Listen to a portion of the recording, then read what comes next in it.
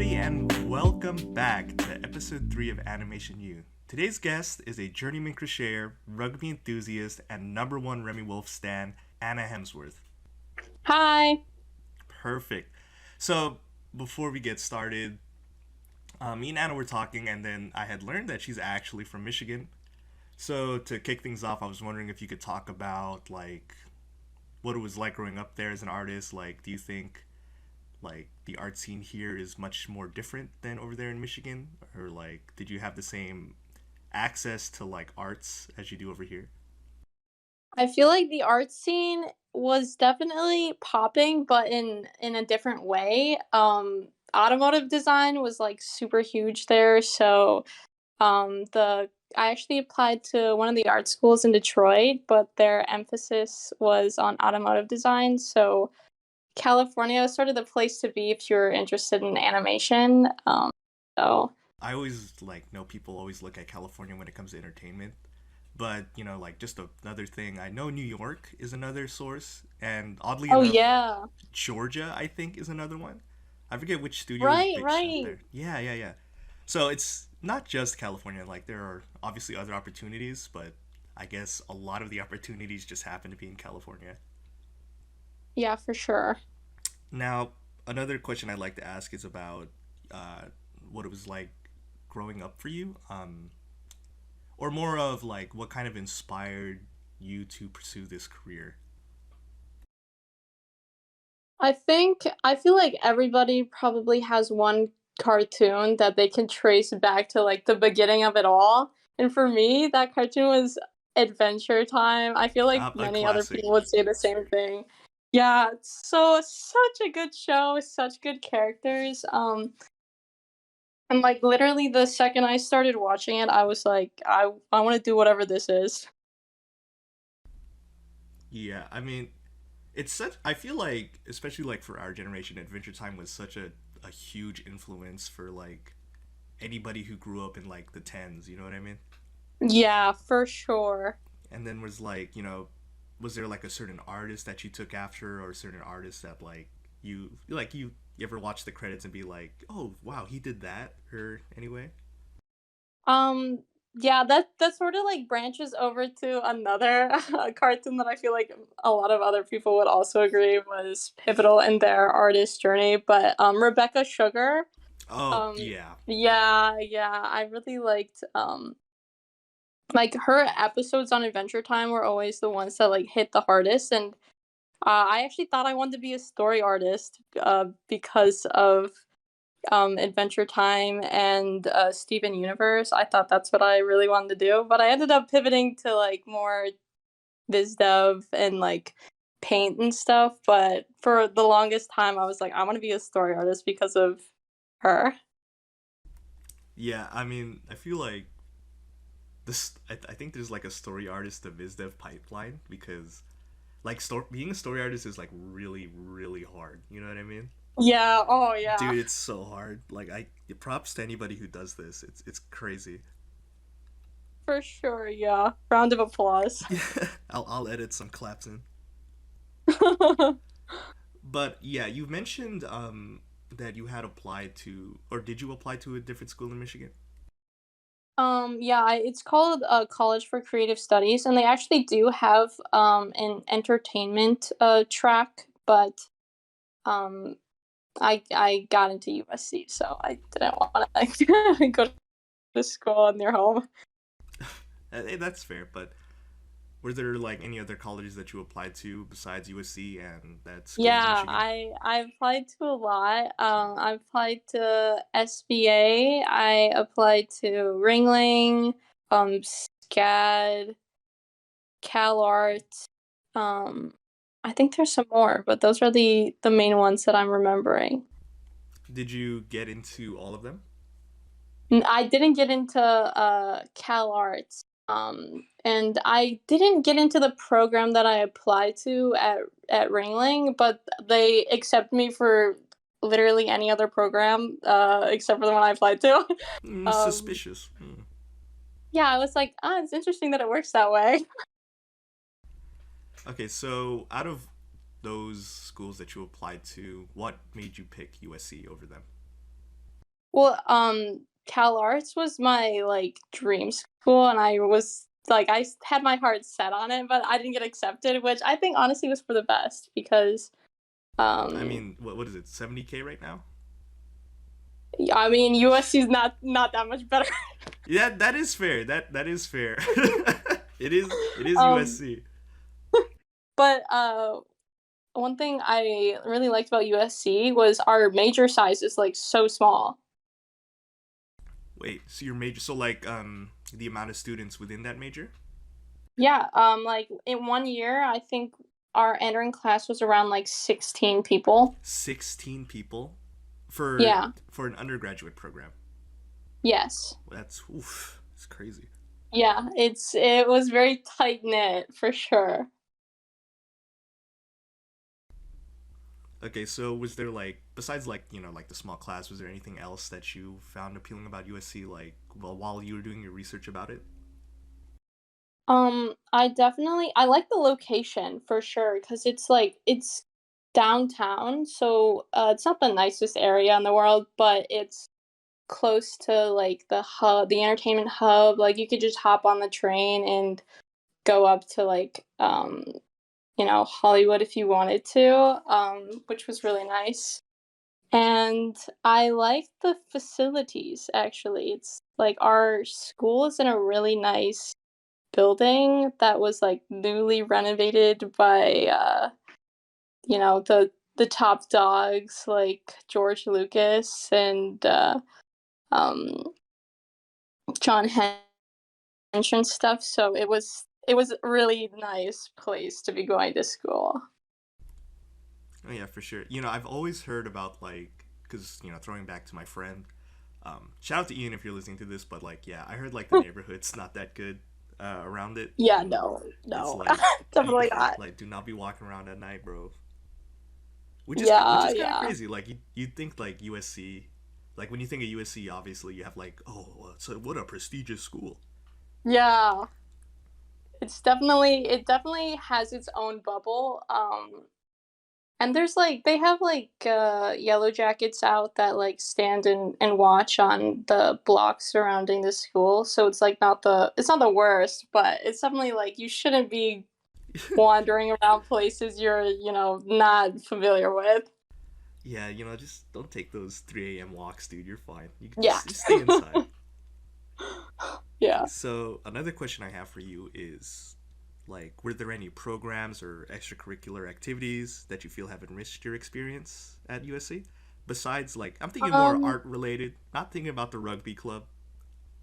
okay, actually this was an extracurricular that's required by our program, but it's not like exactly art related that I really enjoyed was we're our first year you're supposed to take like a movement class, and that can either be a dance class, a like exercise or yoga or like self-defense class, or a I think it's like a acting some sort of acting class. But I decided to take the dance class, and I'm not like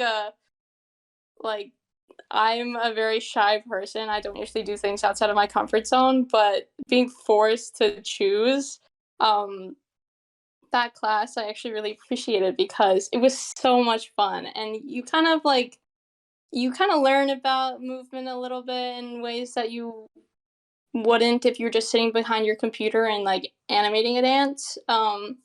So that was an extracurricular that I really enjoyed.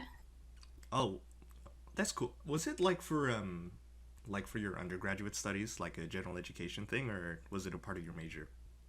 It's weird. It's like a part of our major requirements. So like not every major is required to do that, but for some reason it's required of animation majors in particular. So yeah, I don't know, actually I don't know if it's changed for the years below us because I graduated with a Bachelor of Arts, but the years under me are graduating with a Bachelor of Fine Arts. So I don't know if that requirement's still there, but it was for me. Yeah, that's speaking of like the BA and the BFA, is there like a certain process you have to do or a certain process you have to go through to get a BFA? And like, because I know well, at least to my understanding, that a BA is a more general art degree that universities offer, while a BFA is like you have to submit a portfolio to be considered for the BFA. It's the way it worked for us. It was like already built into the track, so you couldn't like apply to be a BFA if you wanted to take more art classes. We were all forced to do a BA. But I think for the years below us, I believe that their gen ed credits are they don't have to take as many, and they're more focused on like the art side of things. But but yeah. Wait, so you guys were forced to get a BA? Yeah, yeah. It's the year my year and the year below me is the I think the last year that are a part of the BA crowd, and then the years behind us are BFAs. And then the years after were BFAs as well? Yeah, and I think that they also can't choose to do BA, like they have to do BFA. Okay. So another thing I wanted to ask is for because I'm learning a lot about like how schools handle BFAs. So Mhm. if you were to take or if you were to get a BFA at USC, would they make you take another year, like an extra year at the school? No, no, it's still the 4 years. Oh wow. Okay. Because I learned okay. So the way it works at Long Beach is if you go for a BFA, it's gonna take like an extra year, right? What? Yeah. That's so weird. Yeah, but San Jose State, shout out to Bradley. Like if you start if you do a BFA, you have to like redo like the like 4 years, which is crazy, right? Oh my god, that's insane. Yeah, so it's kind of interesting that USC like it's kind of crazy like how all of these universities handle BFAs different. You know what I mean? Yeah, yeah. Huh. Yeah, the more you learn, huh? Yeah. Okay, so moving on to my next question, did you take any third-party supplementation classes during your time at USC? I'm talking about I like didn't. what was that? Yeah, I didn't at all. And but I will say the education that I got at USC was like really good for foundational skills, but most of my work and my portfolio is all stuff I did myself outside of class assignments. So I think that's like a big thing to keep in mind uh, with schools is that like school will not give you everything that you need to have in your portfolio. They'll give you like the skills that you need, but you have to build that for yourself. And whether that be like through taking extra classes outside of school or just like working on it yourself, which is what I did. Oh yeah, that's definitely a common thing that like I've talked about so far is that, you know, Yeah. like schools are a great opportunity to like learn stuff, but Hmm. they're not going to it's the school alone is not going to like, you know, get you that job, you know what I mean? Yeah, yeah. Yeah. Definitely not. Yeah, yeah, you have to be active in these things and like actively create stuff in practice on your own. Hmm. So I wanted to also touch on the curriculum at USC. Like I know we just talked about it, but I was hoping you could go more in depth into like what you Yeah, learned over yeah. there and like the classes that they offered, and if you felt like the curriculum was adequate enough to like help you get into the professional world. Yeah, so I'm pretty sure the format is staying the same for the BFAs as well, but we started our first year just learning like how to animate uh digitally, like 2D. And then the second semester, everybody has to take a class with Eric Goldberg, who's like an animation legend, and you have to do everything on paper. So that was like so cool to do. Oh, And they had you then animating on paper. yeah, Oh yeah, we shit. have like a Lightbox lab that you can do all your assignments, your paper assignments on. And it's actually like how I feel like a lot of us bonded as a major because we'd be pulling all-nighters in there working on our our paper animations. The animation student struggle. Yeah, yeah, very universal experience. And then sophomore year we would spend the first semester, and I believe now it's like the whole first year for the BFAs, making a short film. And So just getting like understanding the pipeline for making a whole thing start to finish yourself. Wait, so you said And making a film for like first year BFAs, they make a film? for second Oh, years, first, second years. you make Okay. yeah. I think the first years also make a film, but I think it's like a smaller project. It's not like a dedicated class where you make a film. It's just like what's a final project for one of the core classes. And then uh, second semester sophomore year is when they start teaching you how to do 3D, and uh, you take 2 semesters of 3D classes or 3 semesters of 3D classes. So like even if you're not, it's something everybody has to do. Even if you're like, oh, I don't know if I want to do 3D, and I feel like it's really cool to learn. Even if it's not something that you're gonna pursue, which I'm really glad that USC forces you to do that because I don't know if I would have done it Like on on your my own time? own. Yeah. Yeah, and our teachers are like they're really good. They're really talented. So it was definitely an enjoyable class for me, even though it wasn't like something I was particularly strong at. And then once you get to like your junior year, it's you sort of are in like ideation for thesis. So, and your schedule, like my schedule got a lot more open because I had finished all my like GEs. So I was taking like electives for stop motion, which it is such a fun class. And our professor Muse is so nice and so talented. So Yeah, shout out to if anybody is, Muse. yeah, yeah, Muse's awesome. Um, and uh yeah, so I had a lot more space in my schedule to take like whatever electives I wanted.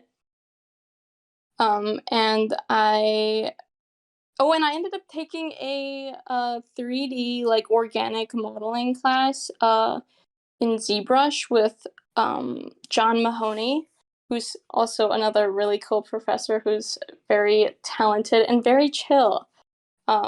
But I wouldn't have wanted to take that class if I didn't have like my foundation in the 3D classes that are a part of our core curriculum. So another good thing about getting exposure to 3D is that it pushes you out of your comfort zone to try new things. And that class I actually really enjoyed, learned a lot.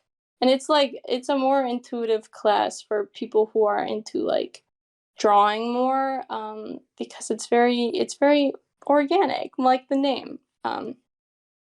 But yeah, and then once you get to your last year, you're just doing your thesis and whatever classes you need to take to complete your degree. Um, so yeah, that's basically the kind of format that USC does. Oh, sweet. Now, before we start talking about your thesis, I'm curious, like, could you explain what organic modeling is? I'm curious. Yeah, it's like I believe like hard surface modeling is stuff like weapons or like anything with like a sharp edge, flat edge, and then organic is like people or like animals or like like natural rocks or something like that, like anything that you it's kind of like sculpting out of clay but on the computer. So I think that's what my professor meant by organic. Oh, so like softer things. Yeah, yeah. Okay.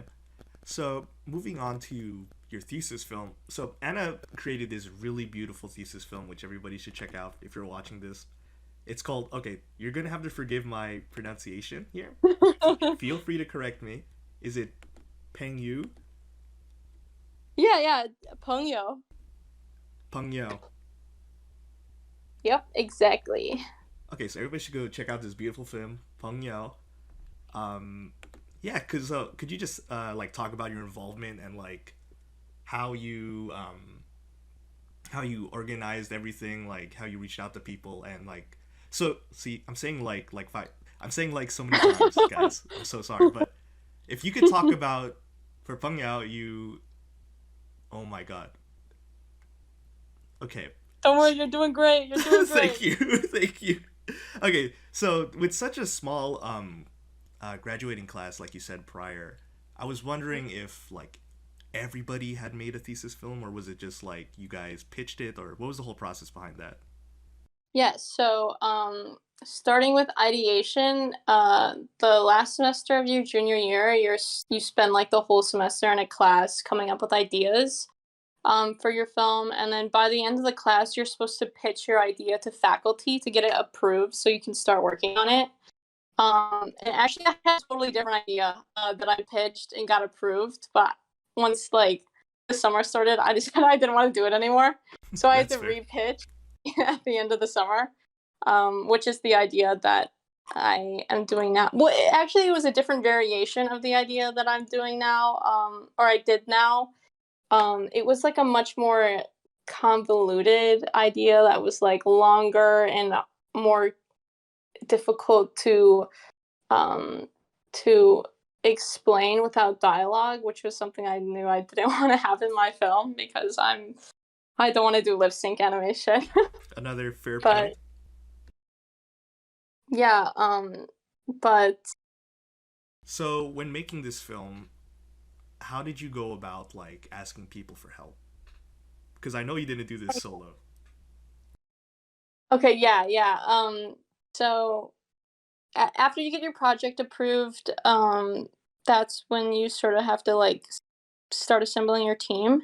And usually, what people do, we have something called like a pitch night that happens at the beginning of the fall semester, where people that are working on thesis projects, like including grad students, will pitch to whoever decides to show up, their film, and then usually they say like what they are looking for. I was behind, so I didn't do that, and I ended up finding people like just asking around if any of the underclassmen like wanted to or had like the time to work on my film. Wait, so you didn't like attend this pitch night? You just messaged people?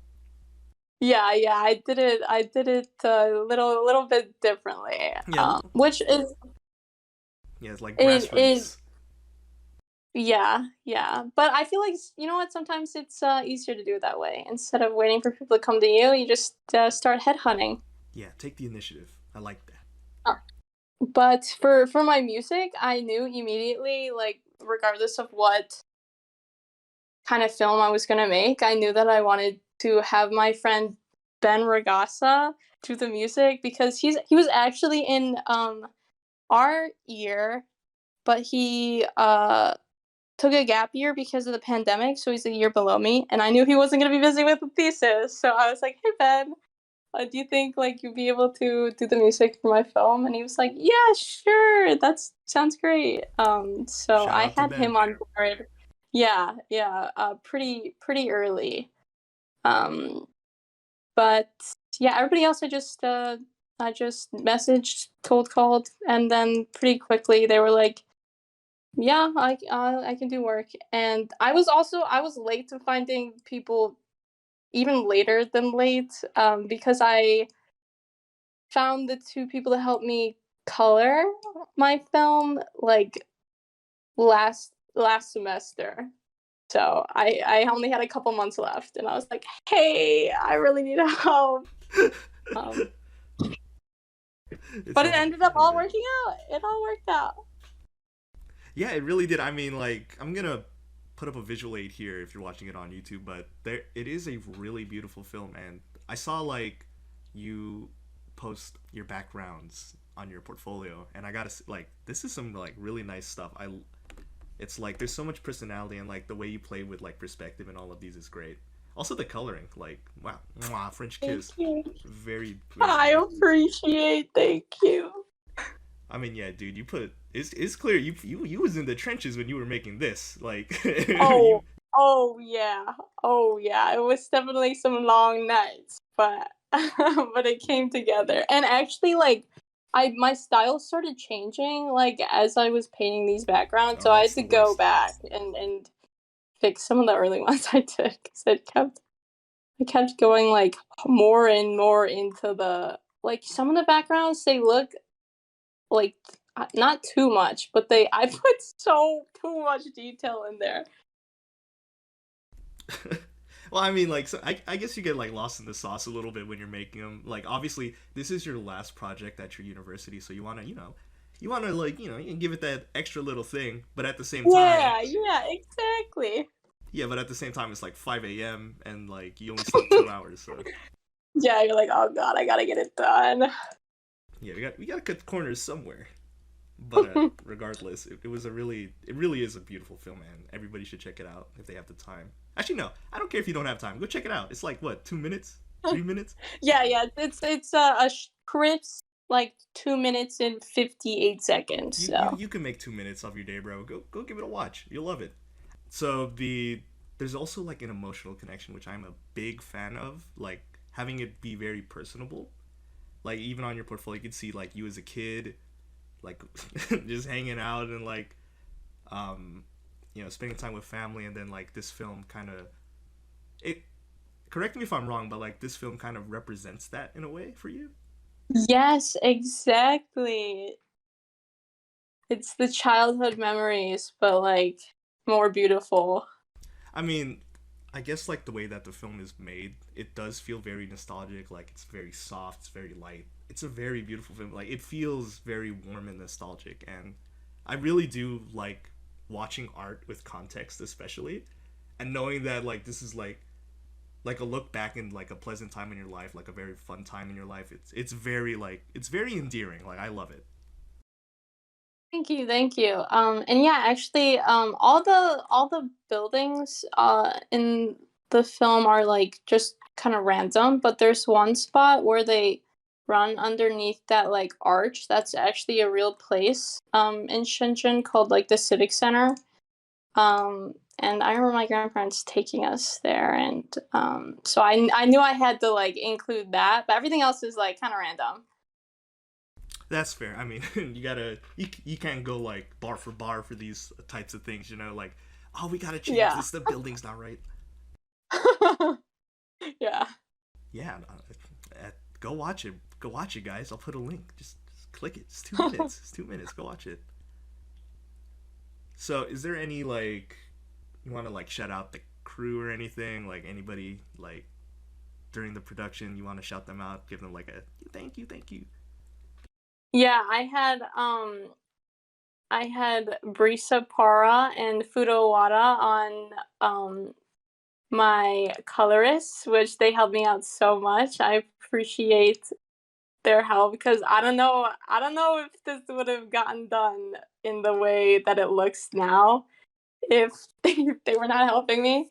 And then another person that helped me out so much was my sound mixer because I didn't have a sound designer, so I did all the sound design myself.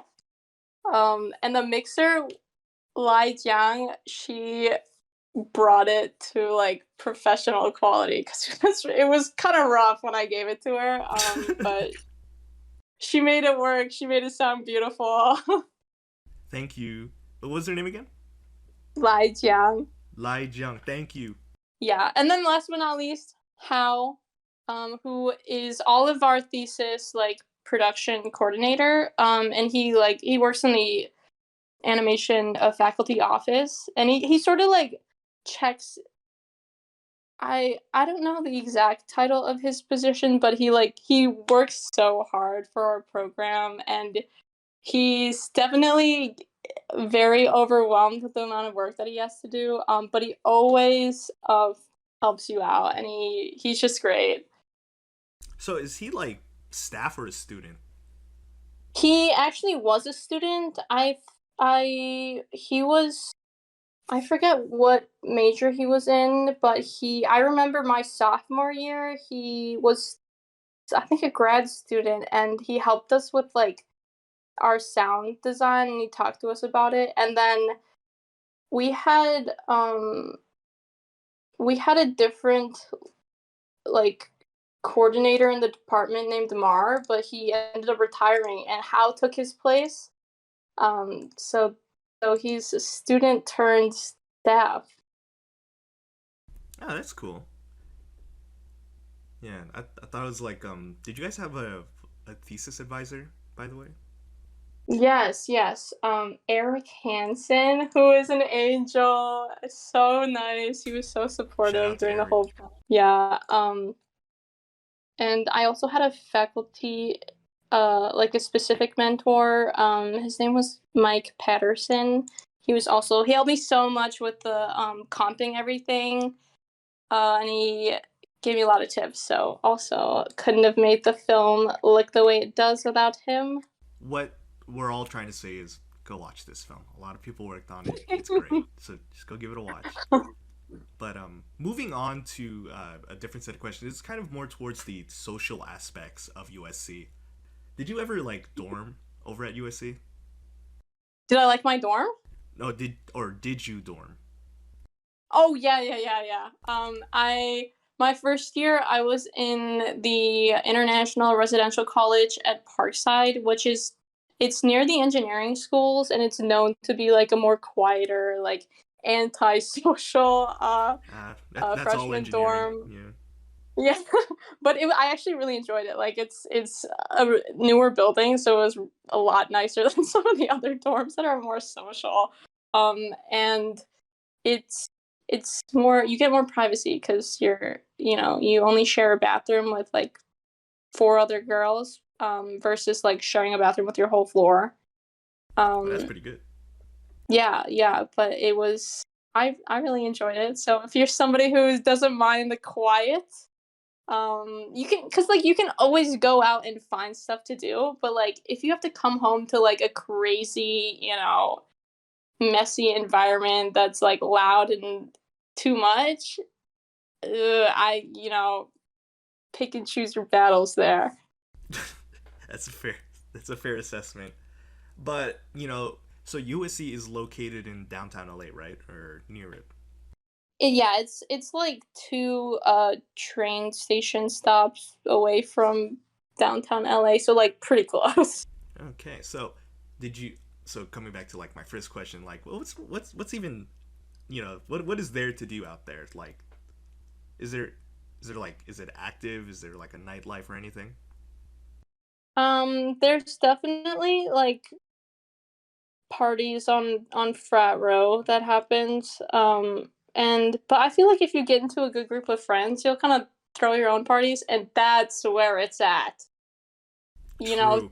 it's so slept on, but like parties with your friends and with like that's a thing that we would do in our animation major. The upperclassmen would usually they would be living in like a house near campus, so they would throw a party for the whole major. Like all the underclassmen would come, and it would be a great way to meet everybody.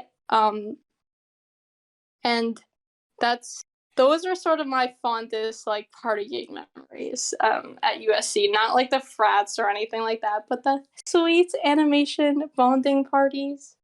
Yeah, like those small events are definitely like those are like real memory makers. I mean, like like going to like a big party is fun, right? But just Yeah, having like intimate um like just hanging out with like friends at like 3 a.m. in the morning, going to like a Denny's is yeah, like that is an elite experience. yes, for sure. And then like was you ever go to a basketball game or anything? Football game? No, oh my god, I felt I spent my whole 4 years never going to a single sporting event. I was actually gonna go to the last USC UCLA game, but then I was like, I'm not feeling it. It's too hot outside, so I didn't go. Which, you know what? Don't be like me. You should try it. So at least you know if you want to do it or not. Um, I'll never know.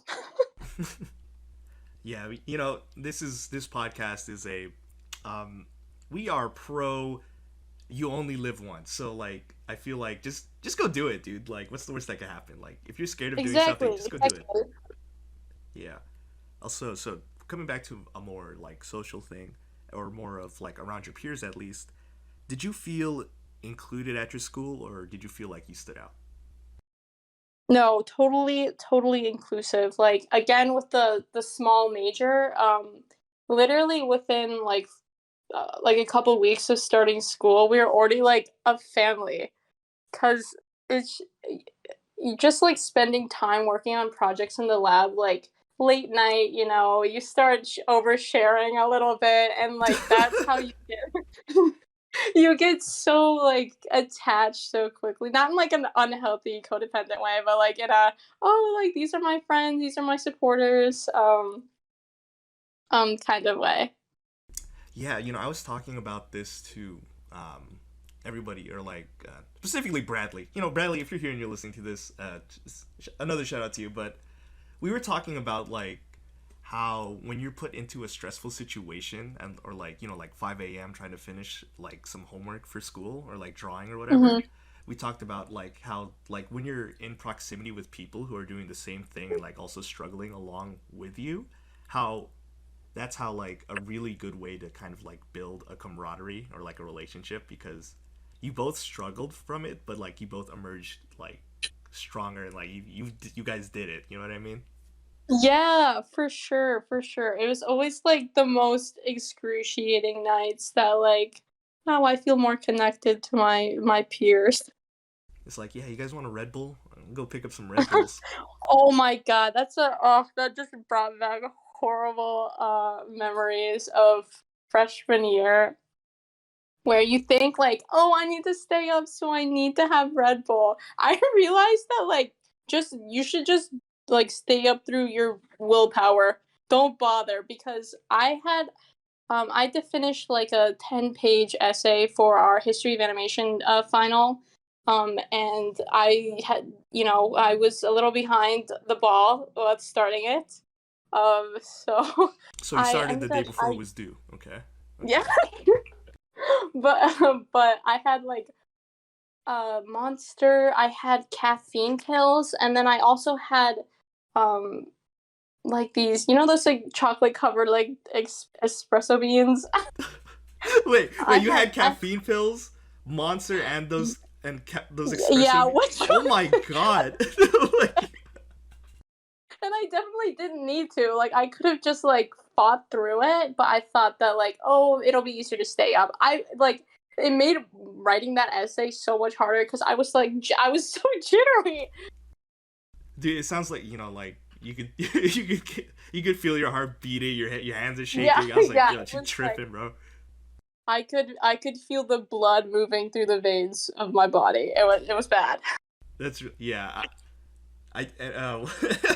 An energy drink use, or like caffeine, is definitely like a slippery slope. I recently discovered what sugar-free Red Bull was, and it's wonderful. It's delicious, but Dang. yeah, I wouldn't drink more than one. It's you get all shaky. Yeah.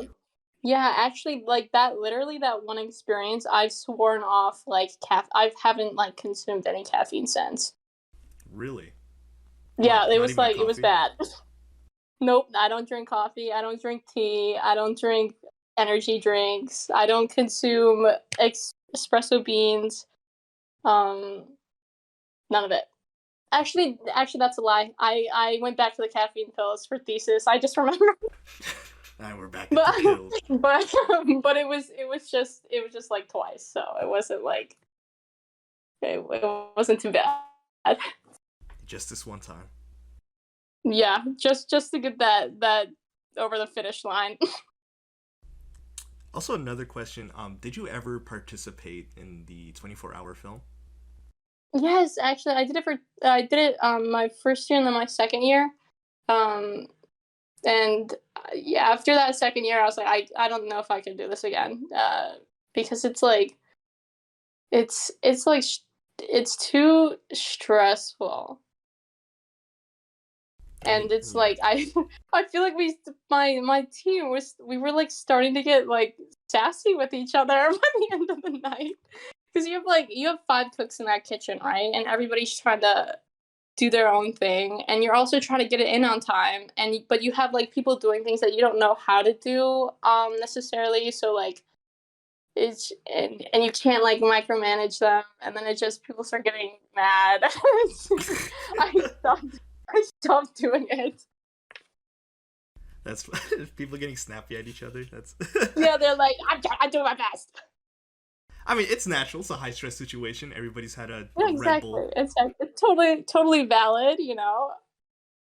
It's all like, maybe not next semester, bro. This is kind of crazy. Okay, so another question which kind of relates to that was um, the student atmosphere for, or at least localized to the 16 animation students that you were with. Did you find that class like competitive? Did you find it or more supportive? I more supportive, which I feel like is maybe I like to think that that's special in our program, and I think it's because our department makes a point to accept people of like very different strengths and interests. So like you know how CalArts has like character animation and experimental animation, which is like a lot more specific. Our animation program like accepts people that like to animate or people that like to do storyboards, people that like to paint, and then like the 3D people, people that like VFX, people that like sculpting. Like it's very we're very diverse group of like of people, so it's hard to get competitive if you're doing like you're following different paths, because you can't really be like, oh, you know, this person got a job, but like you can't even like compare yourself because it's totally different, so you can only like, yay, I'm so happy for you, you know. Oh, okay. So you feel like the program over there was more, like super chill, super supportive. Everybody was rooting for each other. Yeah, yeah, definitely. And I think we actually covered this question, but did you feel that making friends was easy, hard? Was USC a? Would you feel it was a commuter school? um Definitely not a commuter school, though we did have people that we had one person who was local, but he also dormed, so um it was very tight knit. Uh, I thought I thought making friends was super easy, but only because of the major that I was in. Because some of my other like roommates that weren't in the same major seemed to have a little bit of a different experience because it was harder to get to know people in their classes because they weren't like having to pull all nighters to finish their projects together. They were all like in lectures and like couldn't really get the chance to like talk. So I think because of how small the major is, it makes making friends so much easier. And I would say like literally every single person in my year, like we all became really good friends. Like there was nobody that was left out or anything. Oh, that's really nice. Shout out to the USC class of 22. But also another thing I want to talk about was since you spent a lot of all nighters at the labs over there, like how was the quality of the equipment? Was it good? Was it all It's right? gotten a lot better. I'll say that. It's gotten a lot better. We had like these little bit, you know, older Windows computers, but they that lab over pandemic got totally replaced with Cintiqs. So now we got some fresh Cintiqs in the computer lab, which is really cool. So I feel like it definitely we got a big tech upgrade for sure. So, since you're a graduating student, would you say like there were certain expectations that you had to like kind of hold down as entering the professional field? Yeah, for sure. I think our program tried to do a little bit of like prepping us for leaving the nest, because we had a professionalism class about like resumes and like website and like how to interview and stuff like that. But I think a huge part of something I wish I did more of when I was in school is networking, because a lot of the people that graduated from my programs, we, including me, do not have like industry jobs lined up. There are a couple people that are do have work, but the big majority of us, and I can speak for people that have graduated in years past too, do not have any work lined up. So I think that I wish that they told us to like lower the bar a little bit and like expect to struggle. Um and we I definitely heard a lot of that during graduation. Like three of the people that came and spoke, they were all like very successful people, but they started out their speeches by like, "Oh, don't worry, I was trying for 8 years. I was working at a nonprofit. Don't worry about it. It'll take some time, but you'll get there." And like that was a common theme between every Yeah, speaker that super spoke. scary.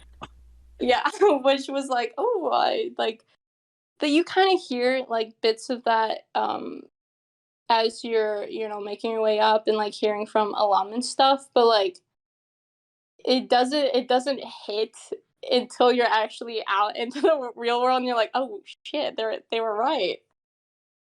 And this kind of hard. Yeah. But yeah, like being like fledgling graduates and like just like you said, coming out the nest is it's super scary. It's something that I'm kind of anxious about as well. Just like hopping out and then being out in the real world and like looking for one of those Yeah. jobs. Yeah. Like definitely start networking now if you can. Like one thing I'm trying to do is I've been looking for like events that I can go to, and there's actually I went to one at the beginning of this month called Sketch Fever, and it's hosted by CTN, and it's like a free figure drawing event. So you should definitely go if you have the time to. It's but like you have to like find ways to meet people that you don't really think about when you're in school. You're like, I'm just working on my classes. I don't have to worry about that right now. Unfortunately, you do have to worry about it. So, are you going Yeah, to yeah. Like Lightbox worry this year? sooner than later. Are you going to Lightbox this year? Oh yes, oh my god. Yeah, I'm my first time. So I'm looking forward to it. And I also want to go to CTN. Yeah, Um CTN's another big which one. Yeah, because I feel like I think the I'm not entirely sure, but I think that the jobs that I had when I was in school, I got through CTN's Raise the Bar recruiting program. Wait, could you talk? Oh, are you're still under NDA? But like, who did you work for? I did a little bit of background paint for an unannounced DTV from Warner Brothers, and it was like very brief. I only worked for like a month, but it was super cool. And yeah, I didn't apply for the job through like a traditional application or anything. And I'm not entirely sure how they found my work, but I if I were to guess, I would say Raise the Bar Recruiting. But I got an email from one of the producers asking if I was available to work. So that's how it. I got really lucky in hindsight. Now I'm realizing that was a stroke of luck. Nah, all skill, baby. But yeah, that's super dope. Could you talk about what was that? Raise the bar recruiting. Could you talk about that? Yeah. So I'm not sure how it works in person, but last year, it was like $5 to submit your portfolio and a couple images of your work online to recruiters that needed to like fill roles pretty immediately, basically. Um, so yeah, that it was really easy, really quick. Oh, shoot, I've never heard of that actually. Yeah, I also stroke of luck. I went through a brief like imposter syndrome Oh, like yep. panic where I was like, "Oh my god, like I'm about to graduate. I have like nothing to show for it." So I was looking online for like all these things I could apply to, and that was one of them. Oh. Yeah, so everybody go check out Raise the Bar recruiting. It's only $5, and it worked for Anna. So, but yeah, so wrapping up here, did you have any advice for anybody considering USC? Yes. I think we don't have like a particular formula to get in, so really I think the biggest thing is just like this is so cheesy, but like be yourself and like show your own voice, because like I think one thing that USC really values is your individuality and your own personal creative vision. So I think that's the best thing that you can do for your portfolio if you decide to apply. But yeah, also like if you find any of us online, just reach out. Like everybody's so nice. And if they can't help you, they can pass you on to somebody else. That will. So definitely reach out to anybody, to me if you want to, even though I don't know like the new changes that are happening in USC. But yeah. Yeah, guys, reach out to Anna. She know everything, bro. Trust me. But yeah, so that'll wrap up today's episode. I'd like to thank Anna for coming on today, and I'd like to thank you for listening. Thank you for having me. I appreciate. Yeah, no problem. All right. Bye bye. Bye.